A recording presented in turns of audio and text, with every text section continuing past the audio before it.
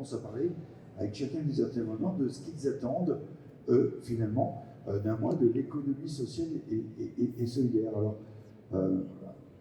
une manifestation nationale qui se décline régionalement, départementalement également, puisqu'il y a une application, on peut retrouver le mot de l'ESS dans sa poche. Voilà, le flashcode à l'entrée, puis on voit l'ensemble des 147 manifestations dans les Hauts-de-France. Qu'est-ce que vous attendez, vous, d'une nouvelle édition du mois de l'économie sociale et solidaire? Je ne sais pas qui répond en premier. Je peux dire simplement un mot. Oui. L'économie sociale et solidaire, c'est 6600 emplois sur le territoire de Sambre-et-Loire, mais ce n'est pas connu ni du grand public, ni de l'économie traditionnelle, et même de certains élus et certains partenaires publics. Donc, des journées comme celle-ci, des événements pendant ce mois, c'est un moyen de communiquer et de faire entendre ces initiatives, ces actions porteurs d'emploi et de dynamisme local, porteurs aussi de citoyenneté, porteurs d'éducation populaire, porteurs de transition sociale et écologique. Et c'est sur ces questions-là eh bien, que des journées comme celle-ci sont importantes.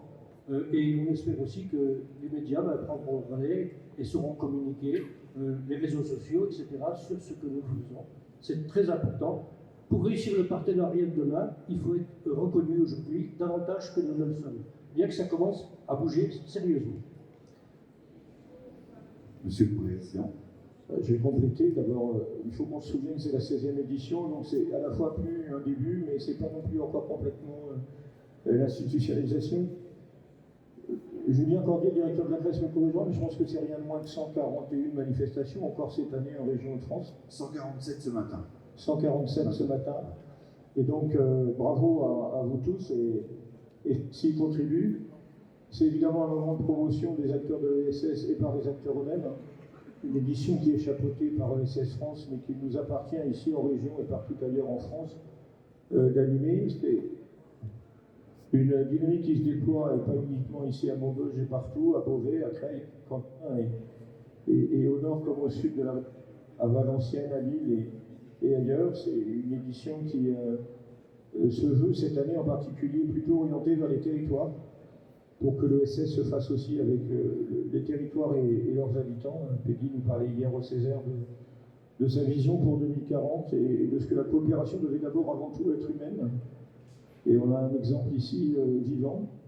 C'est chaque année le lancement sur un territoire différent pour montrer la richesse et forcément que le Marois arrive en tête.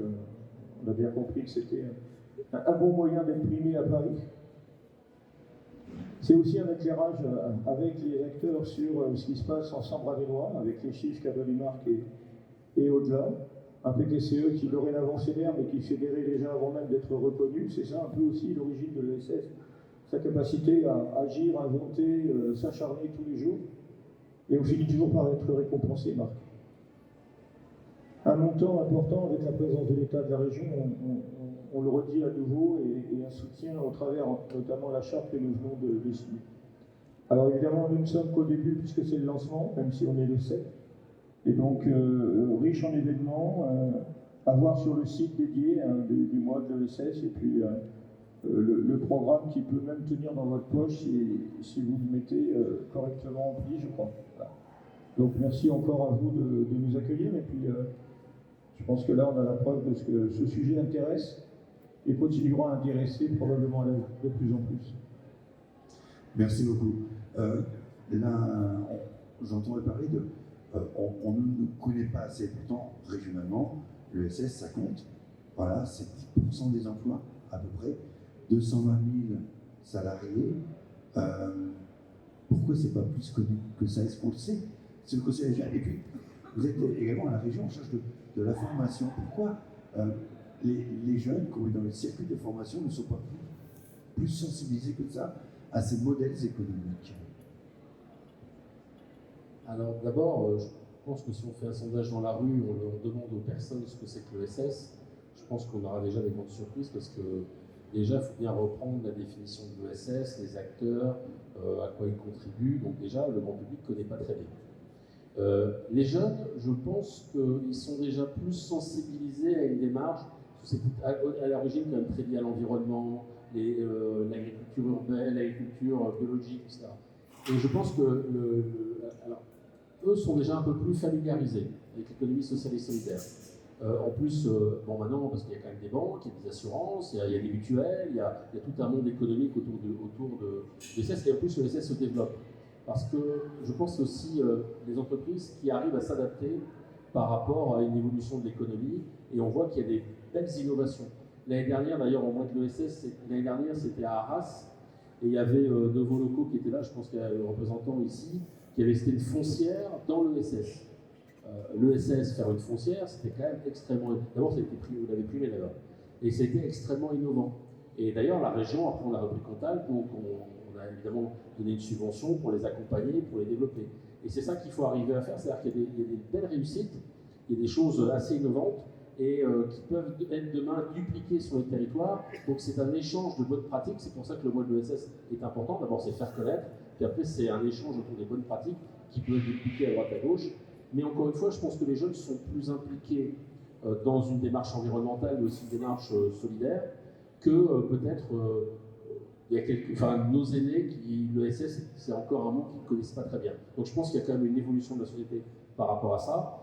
Mais les jeunes, je pense qu'ils ils ont déjà fait beaucoup d'efforts. Mais il reste encore beaucoup d'efforts à faire. Et d'ailleurs, les initiatives de la CRES pour faire le mois de l'ESS et faire des focus et une communication sur toutes les initiatives qui sont sur les territoires, je pense que c'est une très bonne démarche. Et d'abord, on doit faire preuve de beaucoup de pédagogie, beaucoup de démarches et accompagner les belles réussites. On va appeler Pascal Calmin, voilà, pour Aesio Mutuelle. Voilà, qu'est-ce que vous attendez, vous, une structure comme Aesio, du mois de l'économie sociale et solidaire? Aesio est déjà fait partie de l'ESS, a dans son sens, je représente Aesio, mais aussi le groupe AEMA, qui fait partie de Massif, que l'on verra tout à l'heure, les réalisations qu'ils peuvent faire, et la concurrence même, et réussir des opérations avec Abeille, par exemple, sur le rachat d'abeilles, qui est une grosse opération financière, et que l'ESS a réussi. Qu'est-ce qu'on attend de ce mois? C'est vraiment, je pense qu'on a une image de ceux qui sont un peu au courant. C'est compliqué, l'ESS, parce qu'on en trouve un peu partout. On trouve dans les mutuelles, il y a des banques, mais après il y a les associations, il y a les fondations, il y a ainsi de suite. Et je crois qu'il faut qu'on ait cette dynamique de rentrer un peu partout dans le monde économique. On essaye de développer, par exemple, dans les travaux publics, il y a beaucoup d'espoir, dans le textile. Voilà. Est-ce que la finalité, ça va être que l'ESS, finalement, devienne une norme? Bien sûr, et que cette norme soit reprise par l'ensemble des entreprises. Quel plus beau espoir qu'on regarde, bien sûr, ceux qui investissent, mais également les salariés, les clients, qui sont des propriétaires aussi de l'entreprise. Et cette norme-là doit être développée, et c'est ce que aspirent les témoignages qu'on a, par exemple, des jeunes, de plus en plus, même des jeunes d'école de commerce qui font pas cette formation à l'ESS, veulent venir dans l'ESS. Pourquoi? Parce qu'il y a une forme d'épanouissement qu'on trouve là-bas? C'est les valeurs, c'est une représentation de certaines valeurs, de ne pas travailler uniquement financièrement, ouais, mais pour des valeurs qu'on présente. C'est pas non plus forcément plus simple dans le monde de l'ESS. Non. Voilà. Non. Les difficultés, elles existent, quelle que soit la forme de la structure. Exactement. Après, par exemple, une des difficultés qu'on a, on discute souvent avec l'État, c'est de trouver les financements de développement. Quand vous êtes une entreprise classique, vous allez sur le marché des actions, vous avez des capitaux qui arrivent. L'ESS est beaucoup plus facile, puisque par principe, c'est chaque salarié qui met dedans, ou chaque l'actionnaire est vraiment le client ou les salariés de l'entreprise. Voilà, on va repasser le micro si vous voulez bien. Toujours du côté de la région, vous évoquiez tout à l'heure le soutien à ces structures. Je disais que ça devait devenir une norme. C'est une forme d'économie qui existe au milieu d'une autre économie. Le tout, c'est de trouver le bon mix, de pouvoir répondre harmonieusement et trouver un dynamisme régional. Il y a un seuil qu'il faudrait atteindre et un seuil limite à ne pas dépasser. Ou alors, comment ça je vous pose la question comme ça, on ne va pas du tout préparer. La question n'est pas simple, hein, mais, Ouais, je sais. mais en tout cas... Vous avez 1 minute 30. Non, je ne vais pas faire une dissertation là-dessus, mais en tout cas, c'est la structuration du capital qui est complètement différente. C'est-à-dire qu'il n'y a pas d'actionnaire, il n'y a pas d'actionnariat, donc c'est ça l'économie solidaire. Alors pour certains jeunes, c'est, tout à l'heure vous avez parlé de valeurs, mais ce sont des valeurs qui veulent développer, avoir un sens. Et d'ailleurs, dans certains territoires, on était d'ailleurs avec la CRES aussi à Autrèche il y a 2 ans. Je me souviens de ma première sortie avec votre collègue, où c'était sous une tente dans un territoire, et la seule économie qui existait dans la commune, voire autour de la commune, c'était une structure, une association de l'ESS. Et c'est elle qui portait l'économie locale en termes d'agriculture, d'hôtellerie, etc. Pour vous dire. Et dans un territoire très compliqué où l'économie marchande ne venait pas. Et donc ils ont commencé à structurer toute l'économie avec des salariés, etc. Alors je ne me souviens plus du nom de l'association, mais en tout cas c'était vraiment une expérience vraiment très intéressante où on voit que là l'économie sociale et solidaire a vraiment du sens. En plus, tout à l'heure on l'avait montré avec la ferme du Bon Dessin, c'est des personnes en situation de handicap qui aujourd'hui trouvent un emploi avec du sens, avec un vrai savoir-faire, avec une vraie spécificité sur leur travail, ça aussi ça a du sens. Donc alors je ne veux pas dire que l'entreprise marchande n'a pas de sens, mais d'autres personnes ont d'autres aspirations dans leur travail, et je pense que ça correspond bien à ce que fait l'économie sociale et solidaire. Alors tout à l'heure, vous l'avez dit aussi, il y a des fondations, c'est un autre modèle, un modèle de fondation. Il y a des associatifs, il y a tout ça. Donc l'économie sociale et solidaire, et encore une fois, ça peut intervenir dans tous les services. Alors c'est la même difficulté d'avoir un bilan, etc. Ah oui, non, ça c'est moi. C'est 1 minute 30 et donc il y a un vrai besoin, d'avoir un autre sens, encore une fois, dans la structuration du capital, et puis et ça n'empêche pas l'innovation, ça n'empêche pas le développement. Et d'ailleurs, quand on voit notamment sur Roubaix, où des entreprises du secteur marchand s'intéressent et viennent concurrencer les structures de l'ESS qui avant étaient des opérations de recyclage, de deuxième main, qui étaient avant des opérations économiques dans le domaine de l'ESS, et maintenant le domaine marchand vient s'y confronter.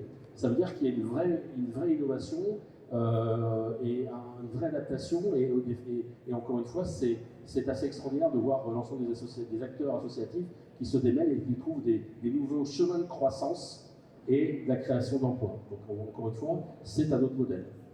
Voilà, et ce sera ma dernière réflexion, vous allez me dire si vous êtes d'accord ou pas. Moi j'ai l'impression que l'ESS, quand j'écoute parler de ces différents acteurs que j'ai eu l'occasion de rencontrer pour préparer cette journée et à d'autres moments, c'est quasiment, vous savez, ce qui nous était présenté pendant un moment comme le monde d'après, mais déjà là maintenant et pour de vrai. Voilà, on nous avait dit les choses ne seront plus pareilles après. On va repenser local, essayer d'avoir tout ça. J'ai l'impression que c'est porté, c'est réel. Et pour les élus également, c'est parfois des emplois qui sont non délocalisables et qui s'inscrivent sur le dynamique d'un territoire. Pour souvent, c'est ces emplois non délocalisables. Là, on voit l'aide à la personne, on voit le travail qui est réalisé, évidemment, c'est pas délocalisable, donc ça c'est vraiment très intéressant. Maintenant, il y a besoin d'une économie marchande et il y a besoin d'une économie, une autre économie type ESS. Je pense qu'il y a des modèles, il y a 2 modèles, il y a différents modèles, et je pense que chacun un jeune qui sort d'une école de commerce, qui a envie de se lancer dans une structure de l'ESS peut le faire, parce que ça a du sens pour lui, et d'ailleurs il y en a beaucoup. Et puis il y en a d'autres qui veulent évidemment aller dans le service marchand classique. Chacun doit trouver son mode de fonctionnement en fonction de ses valeurs, ses aspirations, ce qu'il veut faire. Et le problème, c'est de ne pas avoir de frein. Donc la région des Hauts-de-France, elle doit accompagner l'ensemble des dispositifs. C'est pour ça que nous faisons, là c'est assez flagrant, quand on accompagne les Gigafactories, l'ensemble des investissements qui sont faits dans le domaine de l'installation des entreprises. Il y a un gros travail qui est fait, mais ça n'empêche pas que, et même heureusement d'ailleurs, on accompagne d'autres types d'entreprises, dont les entreprises qui sont liées à l'ESS. Merci, j'ai fini de vous en oublier. Monsieur Leleu, peut-être pour le mot de conclusion, qu'est-ce qu'on doit attendre vous? Qu'est-ce que vous attendez de ce mois spécifique de l'ESS? 147 manifestations en Hauts-de-France. Qu'est-ce qu'on peut attendre? On a parlé du besoin de reconnaissance, beaucoup depuis tout à l'heure également du fait de créer du réseau, que ces acteurs également se connaissent mieux et arrivent à coopérer beaucoup plus facilement entre eux. Effectivement, ça a été dit, ce qui est important autour de tous les sujets qu'on a évoqués, c'est la notion d'économie. Voilà, comment on mobilise des ressources rares pour venir répondre aux besoins des êtres vivants et vivants en société. Et donc l'économie sociale et solidaire est une forme d'économie. Il y a d'autres formes d'économie, mais l'important c'est l'objectif, le but. Et on voit bien à travers les différents échanges qui ont eu lieu comment aujourd'hui, même pour le citoyen, même si l'économie sociale et solidaire en termes de définition ne lui parle pas, ça fait appel à des valeurs, à du sens qui devient de plus en plus prégnant vis-à-vis de la société, vis-à-vis des questions de transition écologique, vis-à-vis des questions des inégalités sociales. Voilà, tout ça sont des sujets qui ont été très tôt travaillés par les acteurs de l'économie sociale et solidaire, et pour lesquels on peut effectivement souhaiter que ça devienne, pas la norme, mais un standard qui se développe de plus en plus, et une façon de travailler, d'avoir un rapport à la société qui se développe de façon plus saine, plus proche des besoins des territoires et des habitants.